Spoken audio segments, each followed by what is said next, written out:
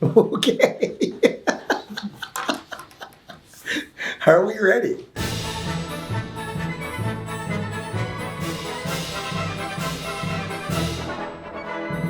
Hi, I'm Brent McLean. I'm a Chief Portfolio Manager at McLean Research. I got in this business in 1978 right out of business school. I've been doing it ever since. I've seen many downturns, and that's what we're going to talk about today. All right. Okay, let's get this show on the road.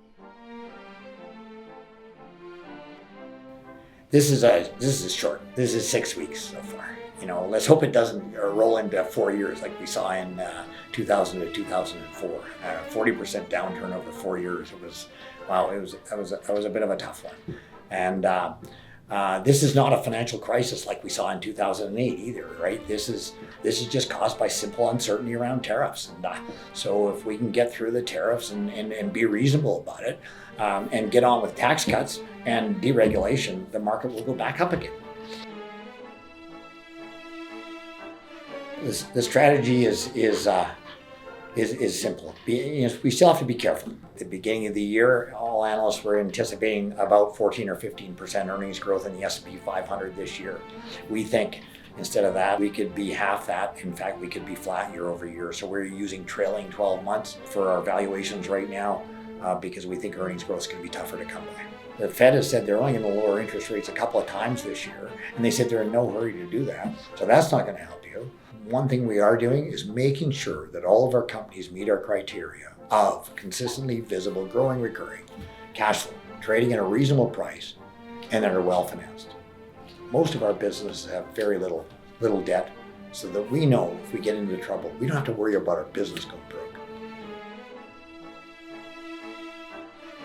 There's always work you should be doing on your portfolio. If you've got a few stocks you're uncertain of and they aren't coming, they're not performing the way you thought, and they're not giving you the earnings growth that you thought, maybe think about those ones and maybe reallocate to stocks that you feel very convicted about and where the earnings, you're very certain about their earnings growth. Yeah, when the situation's changed, when a company doesn't do what they say they're going to do, the growth plans never come through. They always overestimate earnings instead of underestimate earnings.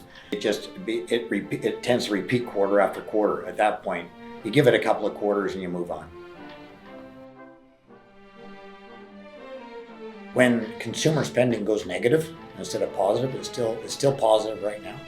When layoffs start to be a lot bigger than what we've seen so far, and spike up quite high and strong for a couple of months, and when earnings, corporate earnings start to decline at a significant pace, you know that recession's upon us because everybody's going to stop spending.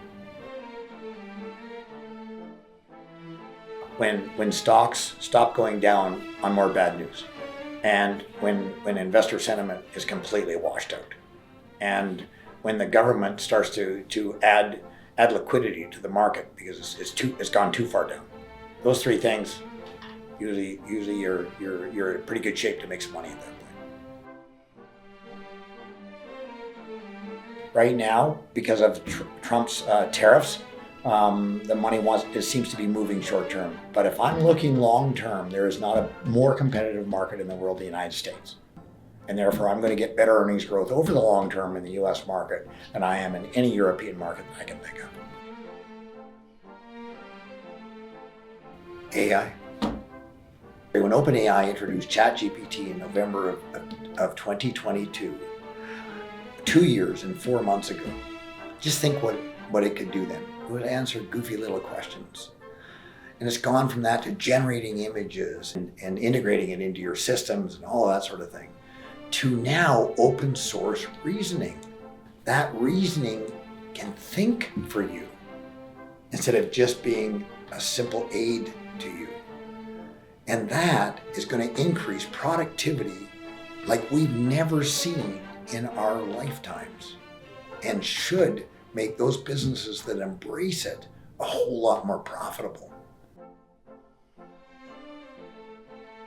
If you have great companies in your portfolio that have consistently visible, growing, recurring cash flow, trading at a reasonable price, that are well financed, it gives you that peace of mind that you can live through the worst of the downturns.